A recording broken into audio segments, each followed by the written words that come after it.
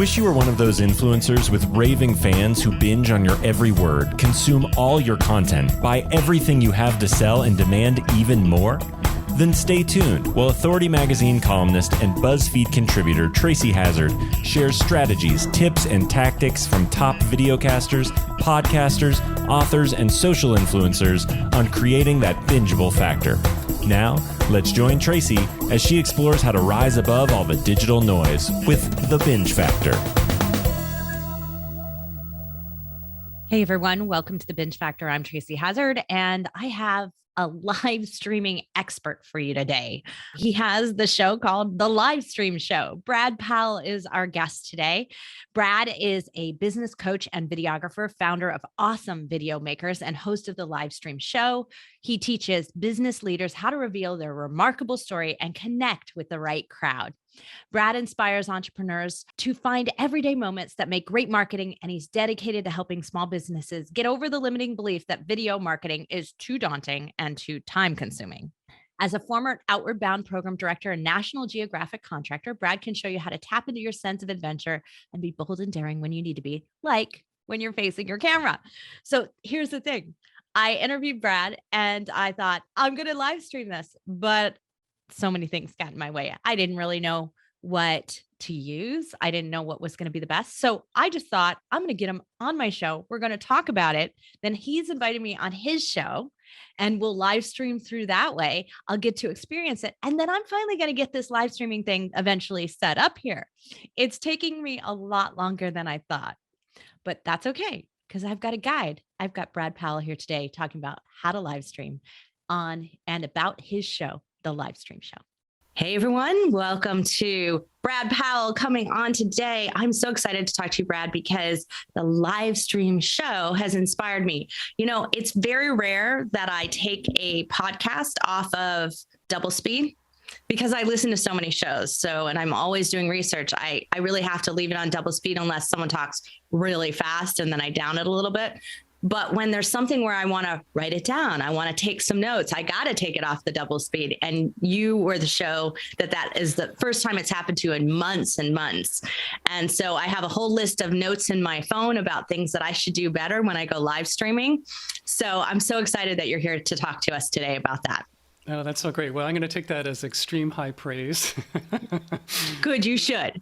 So absolutely. So, you know, starting a podcast is one thing, but starting one that has this live stream component in it as well, which came first, the podcast idea or the live stream idea? Well, totally the live stream. I've been live streaming probably since somewhere around 2008, which is actually well before, social media had adopted live streaming as a thing. And so it was a much more difficult thing to do back then. And as I was doing it, in some ways I felt like, the cobbler who doesn't make his own shoes. I was doing these regular series events, as a live thing, but I wasn't creating an audio version or an audio podcast version. And so finally, just about a year ago, I decided to force myself into doing it. And I took Seth Godin's Akimbo workshop it's called the Podcast Fellowship. And during that time, it was only 8 weeks, but during that time, everyone in the program goes through as a cohort and you launch your podcast within that time period. And so that was the birth of the Livestream Show right there, and the audio version of the Livestream Show. And that's how it all began. I love that. That you sort of said, wait, I'm not repurposing. I'm not doing these things that I should be doing. So let me add that. Basically, I'm promoting to my clients that these are the things that you should do. And I wasn't actually doing it for myself. Yeah. Well, it's so funny because I started my podcast right around the time you started live streaming. And the thing is that live stream really wasn't that big in 2015. Like it really just wasn't. And so it was still more structured. Like if you went on, you had to have your hair done and you had a backdrop, you had good camera. Like it was still an ordeal, at least as how it was used at that time. So we chose podcasting as the opposite of that so that we didn't have to do all of that. And it is the joke I tell from stage all the time is that I started a podcast because I didn't want to have my hair done every day. And that was simply it. And so now, of course, we go live all the time. And I think my listeners have and my viewers have seen every hairstyle under the sun. So we're more comfortable with it today. Right. Mine too. Yeah. So when do you think that it's sort of tipped really in that sort of early stages of it to becoming something that really should be a strategic part of your content strategy? Well, I think the biggest advantage now, I mean, the first major platform to make it super simple for everyone who was already online was Facebook. And when Facebook Live began, it became really easy just to, like, with your phone, use the Facebook app, hit record and boom, you're streaming. Like, it was very, very simple to do. And you could do it literally from anywhere. So once that became, no matter who you are or where you're from, if you have a phone and you have the Facebook app, you could start live streaming. And that just made it really, really simple and accessible to just about anyone. And of course, now the big thing that I think is super cool is that most of the major platforms have some capability of doing live streaming, and using some software tools, you can do multicasting. So everyone, this is how I met Brad, is that I asked Whitney Lauritsen, who actually Brad just told me that he met because he heard her on the Binge Factor here. And so because of that, I reached out to Whitney and said, what tools are out there and who's using them and who can recommend some? And she reached out to Brad and gave me a quote from him about what he said about the tools that he uses. And I said, well, then I just need to not only use the tool, but have him on my show. So that's how that happened here. So. Yeah, that's great. Well, this is the thing, is that we all have more than one platform where we engage with different parts of our audience. So you can have a LinkedIn bunch of connections, and you can have people on Facebook who are following you. You could have a YouTube channel where people are subscribed to your channel. And so those folks, like the people who follow me over on YouTube, don't necessarily even have an active LinkedIn profile, for example. So when I'm doing a live stream, and I'm taking, literally what I'm doing is I'm taking the lesson from the podcast world, which is turn your content marketing into a show and make it a regular weekly feature. Like, I'm creating an event. And now that I'm not just doing this audio recording, but I'm actually creating a live event that you can join me live, and you can join my guest live. And if you're interested in what we're talking about, you can actually be part of the conversation. And this is where the live, streaming has this huge advantage, in that now I can invite all of my friends on LinkedIn and my friends on Facebook and my friends on YouTube, and we can all come together in this singular event, and they can all meet each other and they can all be part of the same community. And this is what I really love about it. I think that's so great that you're really sort of doing that cross lessons from what was working everywhere and building it together into one. So what do you do different in your podcast versus the live stream? Like, what are you building in when you're thinking about how is this going to sound when it's repurposed as a podcast? And are you editing things differently for the podcast version? Yeah, absolutely. Well, basically what I'm doing is I go back and forth. Like, I have an interview series, and I also do solo shows.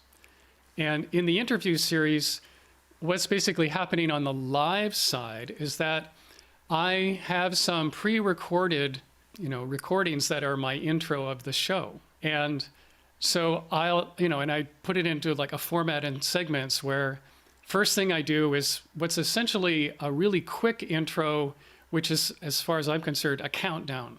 And I'm not literally having like 5, 4, 3, 2, 1 as a countdown, but I have this short thing that's saying, it's the Livestream Show.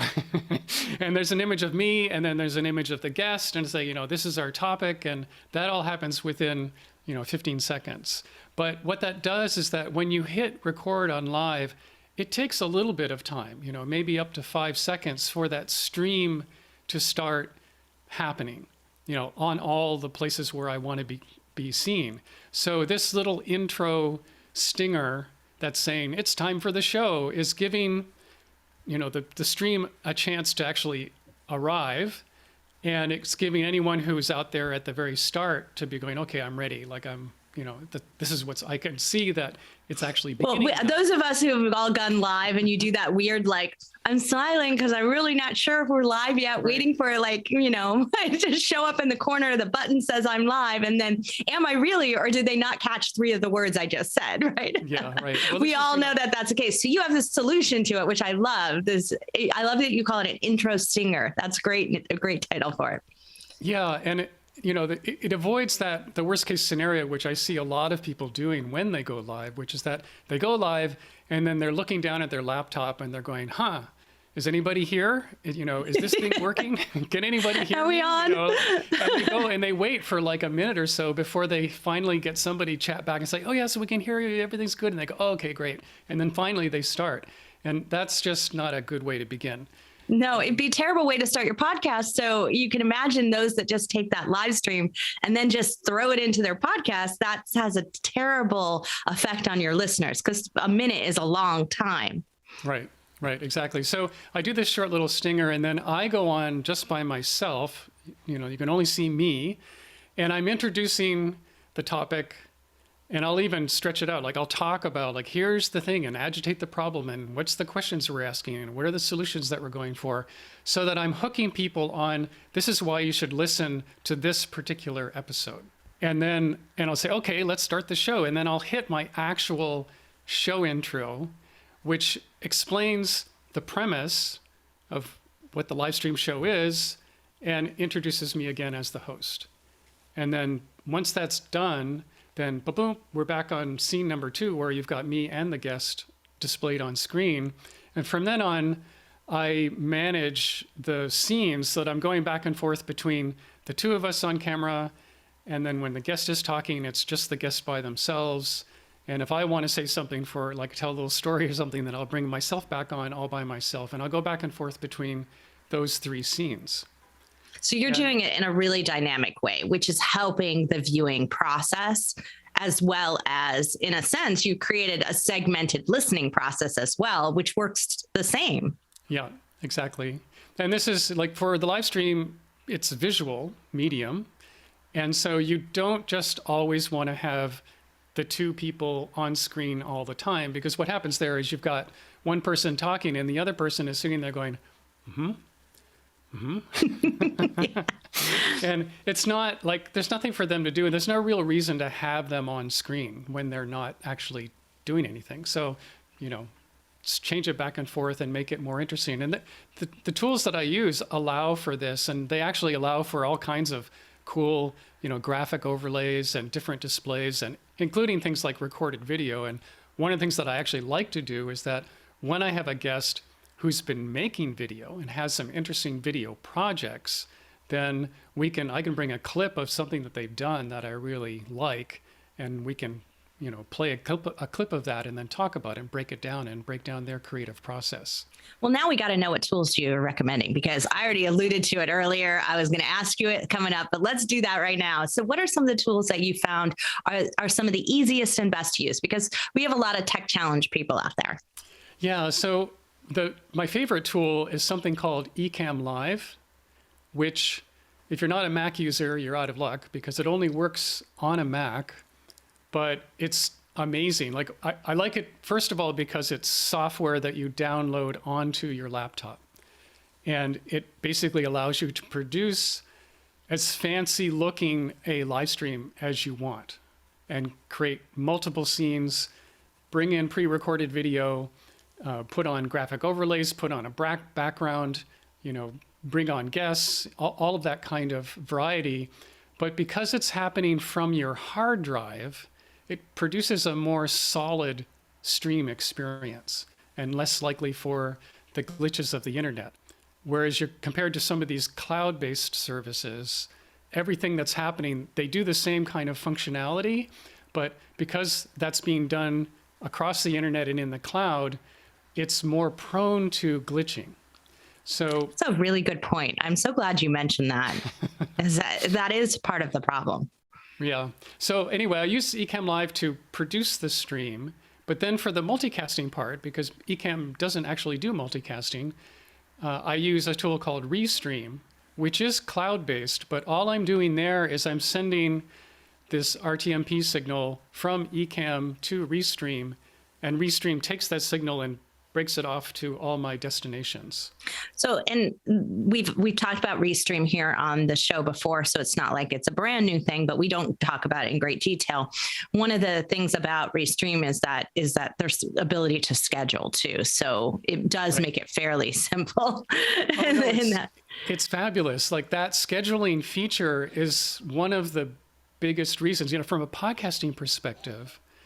This is one of the big advantages of doing live stuff because, when you're talking about promoting your show and bringing in audience and cultivating, the whole community feeling for what you're doing and what you're talking about and the messaging that you're getting across, when you have the ability to say, we're going live here, this is an event, you're invited and it's happening at this time in the future. Here's the date. And when you do this, on your YouTube channel, the post where you're going to go live appears like it's a unique URL. And same thing on LinkedIn, same thing on Facebook.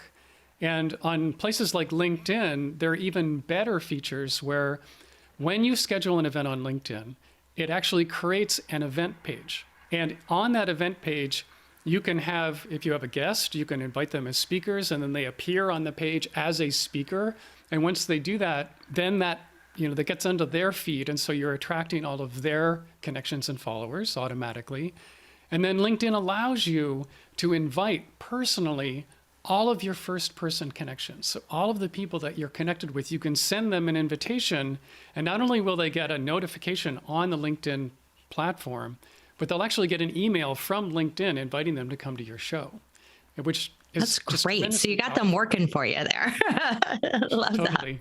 That. So we don't really think about that power of having the conversation and the commenting. And one of the notes that I made from one of your episodes that I listened to was that how powerful that commenting is, not only in the algorithm of making sure that more and more people are getting to see your show because you have your fans who would listen anyway, and they're going to comment on it. But when they start commenting, then their friends start seeing things. And that's that sort of cascade effect that really doesn't happen when I'm listening to a podcast. When I'm listening to the podcast, I might be like talking to you, like talking back to my phone, but I'm not really engaging in that way. I have to take the time to go find you somewhere on social media and engage with you.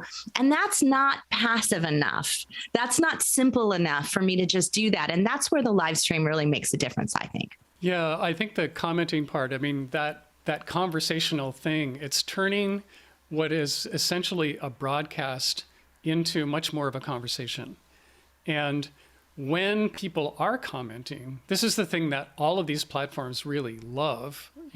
They want engagement. They want people to be not only passively consuming content, but they want them actively participating in the platform by, liking and sharing and leaving comments. So when you have a chat feature and that chat is getting lit up by comments from, all over, the platform is looking at this going algorithmically and saying, well, this is something that people really like.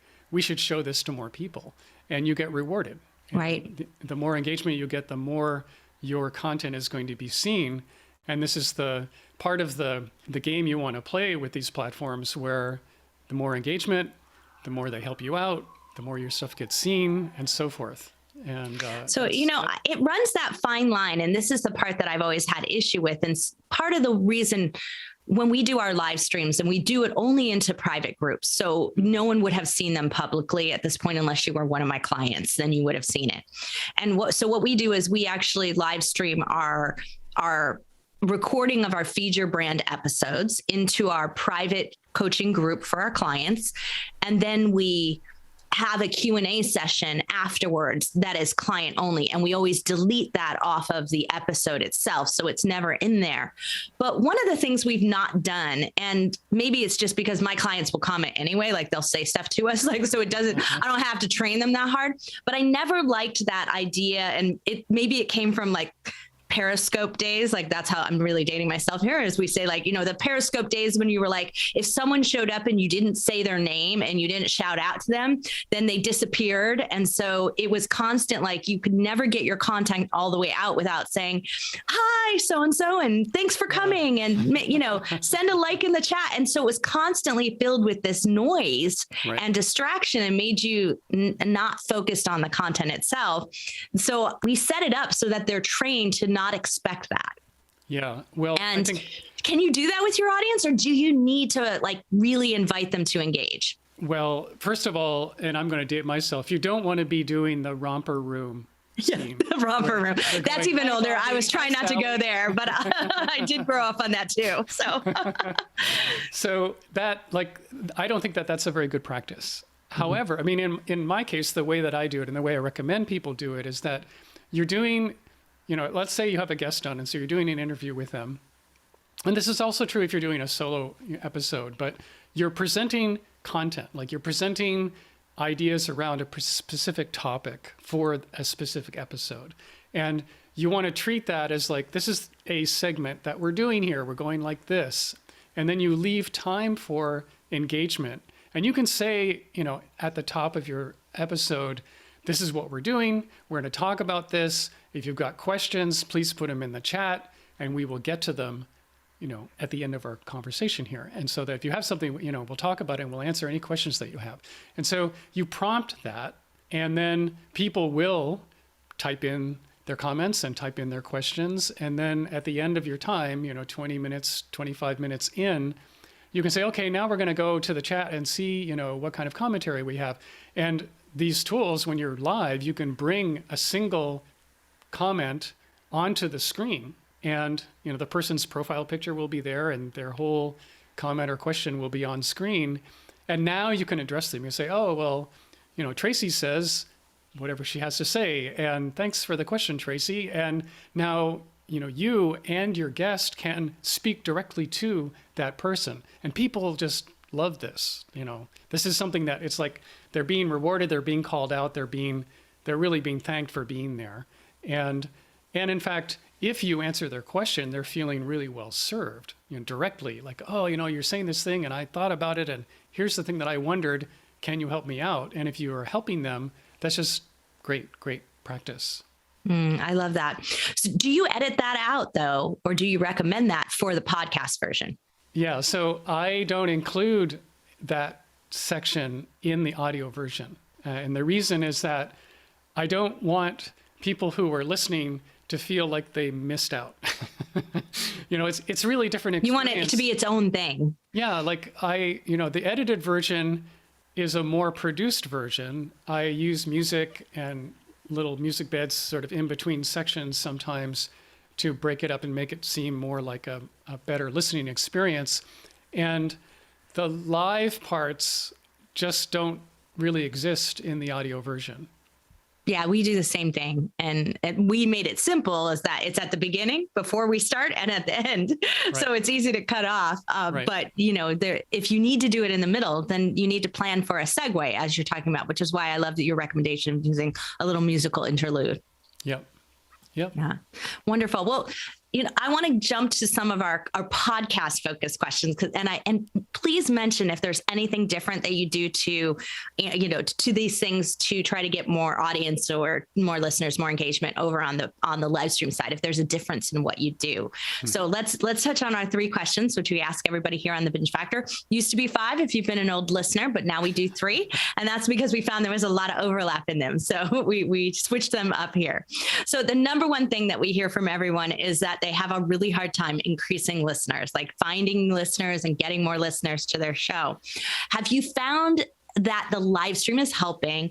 And what do you do differently to get listeners to your podcast? Well, I'm always telling people about the audio version every single episode. Like every time at the end of the live stream, I'm reminding people that this is a podcast. And if they want to go binge on all the past episodes, the best way to do that is to go to, the livestreamshow.com, which is where all of those episodes are hosted. And so I'm driving people to the audio version in that way. And then, of course, because it is a video recording, and I've got plenty of interesting people who come and talk with me, I will take short clips, little social media friendly videos that I call mic drop moments, and some pithy, great thing that they happen to say that was really cool. And I'll, it could be only just a minute long clip, and I'll turn that into a social media post and put that out on the different platforms with, some invitation to go listen to the whole episode. Like, this is just a teaser. And so every week, you have this full long form piece of content, and then these clips are repurposed things that go out on social media. And so each week I'll have 2 to 3, clips from that episode that will be posted all around. And that really, I think, helps a lot. And of course, I'm using a scheduler. This is another tool called Repurpose. And in Repurpose, not only can you schedule things in the future, but it creates an archive that uses, artificial intelligence to repost these things from the past.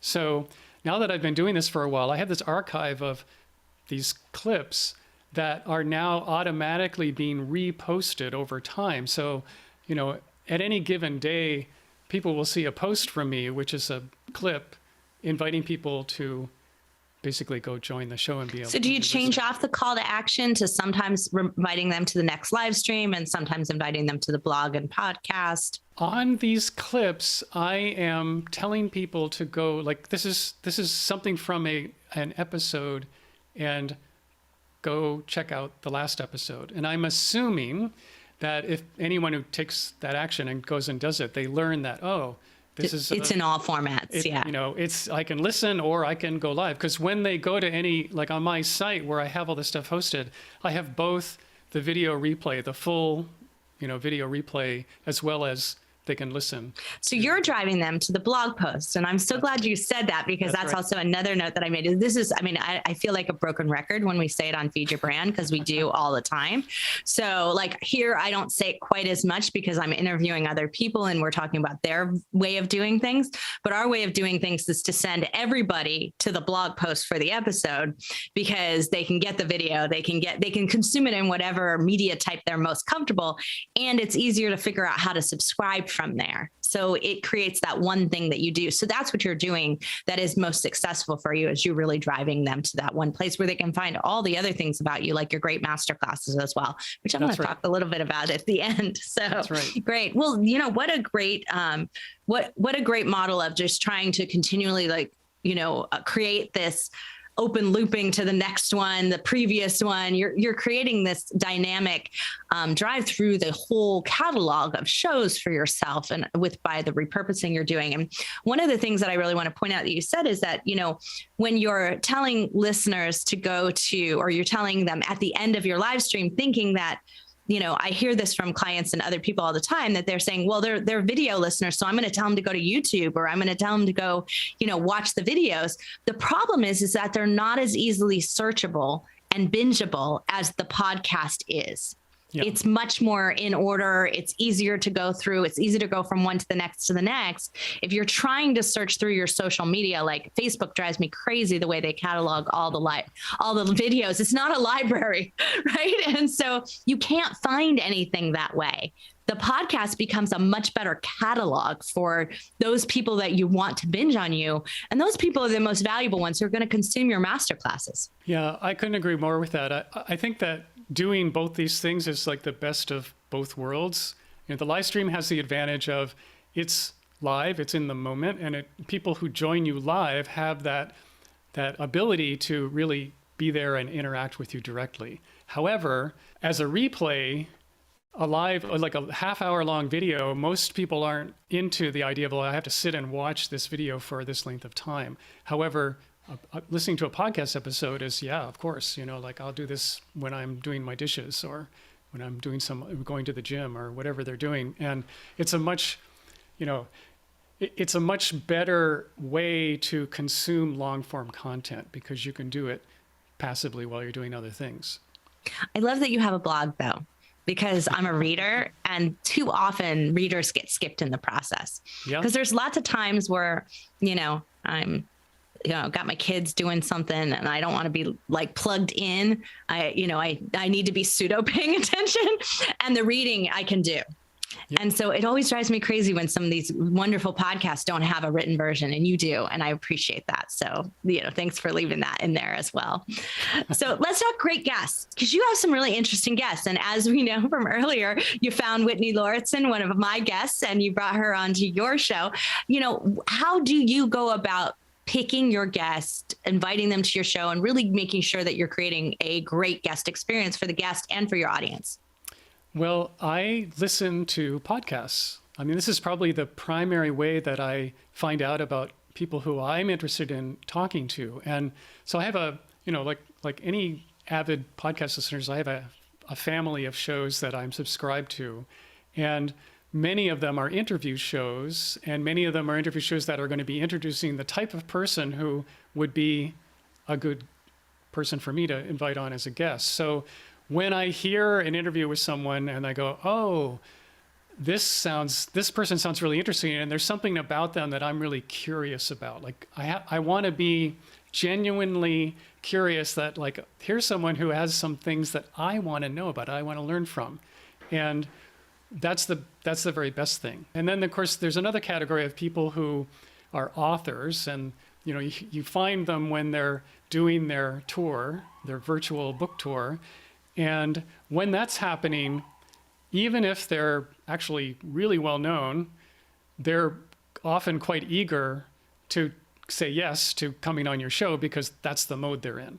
And so some of the folks who are probably the best known people that I've had as guests have been in that category. And it's just a matter of timing, of learning about them when they're in the middle of or at the beginning of their book launch, and then saying, hey, I see you're doing a book launch. Why don't you come on and we'll promote it and we'll talk about it. It's a better time, I have to say. So you're right about that. It's a better time because they are in promotion mode themselves. So they're going to share better what they're doing with you.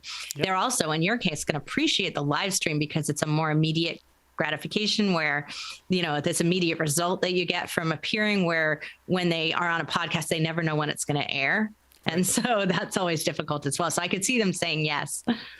Yeah, sometimes it works out really, really well. I mean, there was a woman, her name is Victoria LeBaum, and she's this very creative person. She has a book that's called Risk Forward. And her backstory is that she was an apprentice to the really famous mime, what's his name? Marcel Marceau. And so she worked with him in France, while he was still alive. And now she's incorporated that into corporate training, if you can imagine. Wow. And she's a very successful speaker, the other thing that's cool about her is that she's married to the guy who's like the founder of the Muppets. Oh my gosh. And she actually made a documentary film of all the Muppet, creators, and anyway, she made this documentary with all of them sitting in a room talking about their experience as Muppets. And so really interesting person. And she was launching her new book, which came out about a year ago.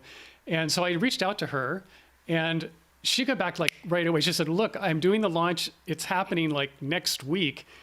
And if we can go live like Thursday, that would be perfect because I have all these special things that I want to offer people live. And, if we can do it right in the moment, this would be great. So in her case, I got her at just the right moment, and she was very, excited about being able to come on and actually go live with me. Oh, that's wonderful. That must have done a lot for her and for you at the same time. So wonderful. I'm really glad to hear that story. So let's talk monetization. So we always talk alternative monetization, not expecting anyone to be doing advertisement. I didn't hear any ads on your podcast except for some offers for your masterclass and other things that you do. How's that going? Do you feel like it's translating into clients? It's translating into attendees? Are what you're doing both in live stream and in the podcast translating into a cascade of business? Well, it's interesting because prior to the Livestream Show, I started doing a regular series on my own, which again, no audio version. I was just doing a weekly live stream series, and I was calling it Face the Camera. And really early in that, within the first month, this woman, the community manager at Restream, reached out to me. She saw that I was going live on LinkedIn, and at that time, not very many people were using live streaming on LinkedIn. And she was interested in, having somebody who could, work with them who was taking advantage of being on LinkedIn. And they sponsored my show, So you got a sponsorship. So that's fantastic. Without even really looking for it. And it was only a 3-month gig, but it was $2,500 a month. And it was really great. It was like, are you kidding? Like, of course, yes, sign me up. And it was, it was a really good thing. Although what happened was that they didn't want my show. They wanted me to create a show that would be their show. And so for 3 months, we did this thing that was called Livestream Stories. And we just, ran through it. It was a weekly thing. And then boom, like end of the 3 months, we're okay, that's cool. And now it's sort of like, okay, now what do I do? We did something similar with Hewlett Packard, and I actually found it really does have a long-term cascading effect on growth on your show. So, especially if you're doing it, in conjunction with your regular show, so you don't start a brand new feed for it, which can be more difficult to manage. Yeah. But if you did it that way, then it usually does very well in terms of boosting your long-term listenership, and all of a sudden you just see that bump up in growth. So, the sponsorship, even if it's a limited series, can really help you. Yeah, well, one of the things that happened as a result was that I had these interviews basically in the can, so that when I launched the Livestream show, and I launched with, a set of episodes already done, I used some of the best ones from this earlier show, and I just brought them over and rebranded them as the Livestream show. And that was a great way to get sort of the ball rolling and have some momentum when I was doing a relaunch. When other forms of monetization, mainly how I'm using the show is I am doing my own programs and my own coaching. And so I'm inviting people to join my programs. And that's, to me, it's the most straight away, thing to do this. Like, everything I do is very meta. I'm live streaming, I'm repurposing, I'm doing all the things that I am coaching my clients on, and I'm talking about how to do this as I do it.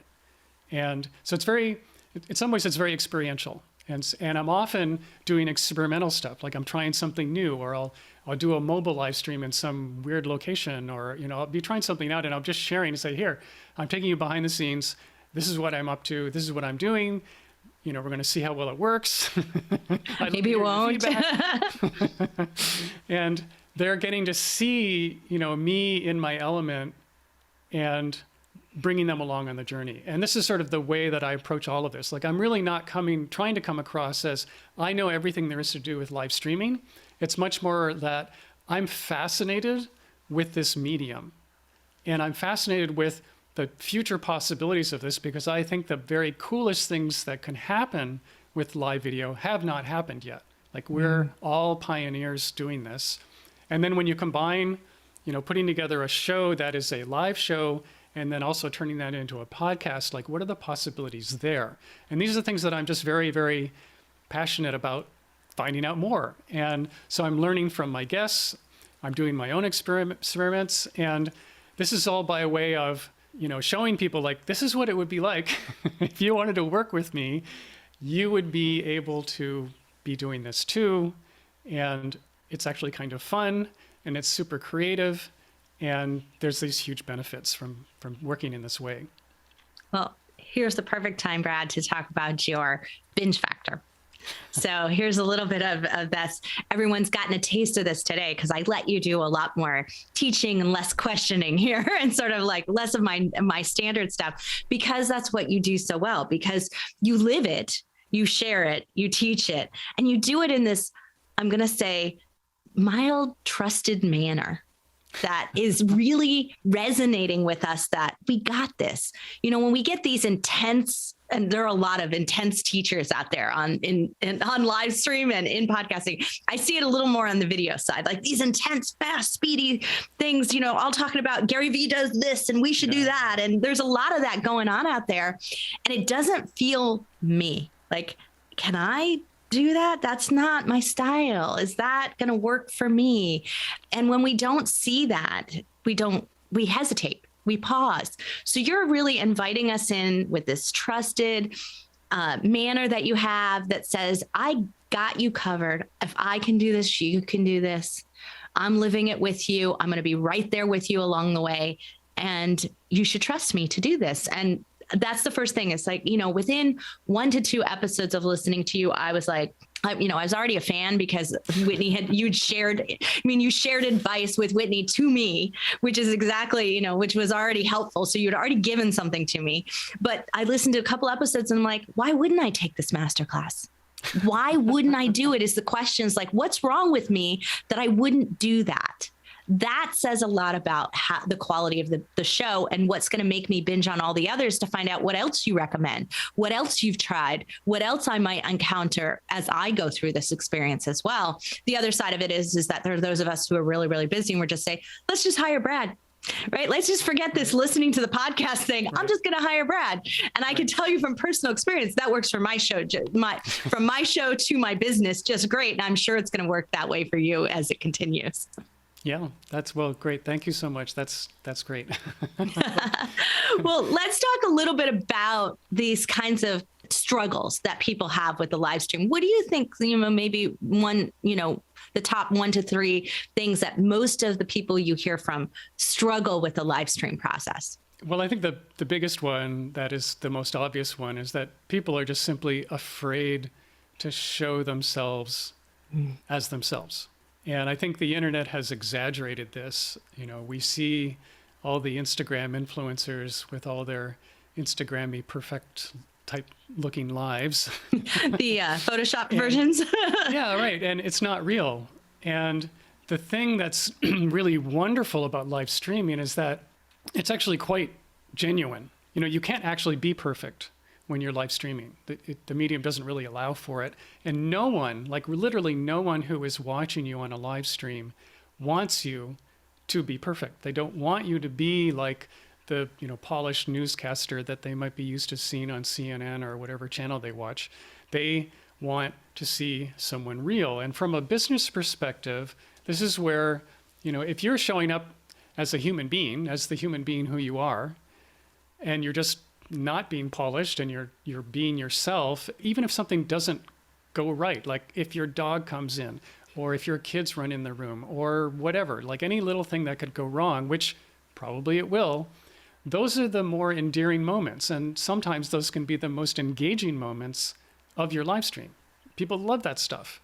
And so if you can just kind of get out of your own way and realize, okay, like I know who I am, and when I go out in the world, people see me as I am, and that works out okay. So why can't I do this? And it really just takes some getting used to looking at a camera and speaking, directly into a lens, and doing it in a way that you're imagining who you're talking to on the other side, and in the same way that you would if you're, in your closet speaking into your microphone on a podcast, and you want to speak to directly the people who you're wanting to reach, and do this on camera. And I really think that the live part, especially when it's the same thing with podcasting, like you bring on a guest, well, the pressure is off of you. You don't have to be on camera the whole time. You can put the guest on and let them go and get yourself off camera, and so on and so forth. So this live thing, because it's, first of all, it's not about being perfect. It's about being just a person. People like that. This is what they actually want from you. And so you can let go of all the things about what I really need to be doing, and I need to be the expert. And the other part is that I'll say is what I referenced earlier, is that this idea of I have to be the one who knows everything. I have to be the one who is the expert. And people are afraid to go on because they feel like, well, what if they find out that, I'm an imposter and I don't really know everything? And so you don't have to be that. You can be just the investigator. You can be the person who is searching for stuff that you're interested in searching for, which is certainly the attitude that I take, and go out and find stuff and learn about stuff and share that with your audience, and people will love you for it. That's so great. Such great advice there. I'm so glad we touched on that. I really do want to start to talk about the future of Livestream, but what I'd love to do is to do that in a future episode with you, Brad, and have you back because I'm embarking on my live stream. Okay. And I think it would be really, really meta for us to do that together and talk about the future of live streaming on that show as well. So let's do that. Let's plan for that. And we'll get that scheduled in the real near future because I'm really like within a couple of weeks here expecting to start live streaming regularly. So awesome. We'll get that in. So it'll follow up this episode right away. I would love to do that with you. That sounds great. That sounds really great. Well, Brad, thank you so much for coming on the show, the Livestream Show, the tips that you give, the people you bring on. So valuable. Keep it up. Keep podcasting, keep live streaming. You're doing something really right. Well, thank you so much. This is so great. Thanks. Wow. Brad just opens my mind to all the different possibilities of live streaming and how it's going to work and what it's going to be like. And I saved recording this post until after I had been on his show. So I'd experienced live streaming through his model.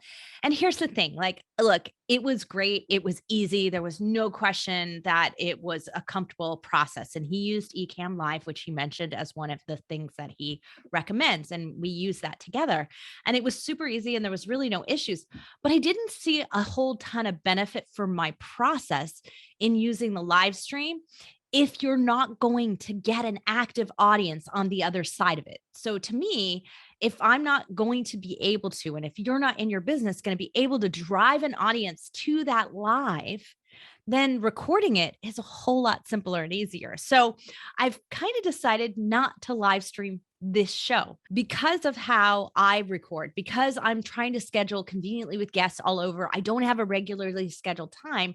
This show, The Binge Factor, wouldn't make the best live stream show. However, I do have another one that I'm working on, and I'm thinking that may make the most sense to do that one live stream and to do that one in LinkedIn Live, because that's where I'd like it to be, because that's where I spend my most engagement and I have my most engagement time and most audience there. So I'm going to keep working on that and I'm going to get back with you. And when I've got it all dialed in, I'm going to have Brad back on my live stream show and I will re-air it here in the Binge Factor for you. So I'm so glad we could have Brad Powell come on. So glad we could talk about live streaming and talk about his podcast, The Livestream Show. For all of you out there and you'd like to be on the Binge Factor, don't forget, you can be a guest on my show. You just have to apply at thebingefactor.com. I'll be back next week with a lot more podcasters. Yeah, I got more and more coming up. I am backed up right now, but I promise you I will get through and I will get some really interesting new people in for you. So stay tuned to the Binge Factor. You've been listening to the Binge Factor podcast. For more information on podcasting and videocasting success tips and tactics, please go to thebingefactor.com. And be sure to listen to our other show for podcasters called Feed Your Brand. If you'd like to be interviewed on this show, as well as featured in Tracy's column, please go to thebingefactor.com/guest and apply.